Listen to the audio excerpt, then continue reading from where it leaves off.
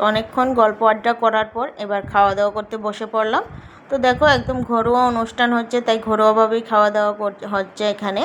তো সবার প্রথমে সাদা ভাত, সাথে আলু বেগুন ভাজা, আর সামান্য একটু নুন নিয়ে নিলাম, কারণ আমার আবার নুন ছাড়া খাওয়া হয় না। তো সাথে অল্প একটু ডাল নিয়ে নিলাম, ডাল দিয়ে লেবু চিপে আমি ভাজা দিয়ে খেয়ে নিচ্ছি। এবার দেখো এখানে নিয়ে নিলাম শীতলের চাটনি। তো যে কোনো অনুষ্ঠানে যদি একটু শীতল চাটনি হয় আমার কিন্তু খুবই ভালো লাগে। তো চাটনি দিয়ে খাওয়ার পর এখানে নিয়ে নিলাম লাউ দিয়ে, চিংড়ি মাছ দিয়ে। তো লাউ চিংড়ি খাওয়ার পর এখানে নিয়ে নিলাম কাতল মাছ। কাতল মাছটা কিন্তু দুর্দান্ত হয়েছিল। তো এটা দিয়ে খাওয়ার পর তারপর নিয়ে নিলাম একটু চিকেন। তো চিকেন দিয়ে খাওয়ার পর সবার লাস্টে নিয়ে নিলাম সামান্য একটু চাটনি। তারপর এটা দিয়ে খাওয়া শেষ করার পর সোজা হাত দিয়ে মেয়েকে নিয়ে টিউশনে চলে গেলাম। দেখো খাওয়া দাওয়া একদম কমপ্লিট হয়ে গেছে।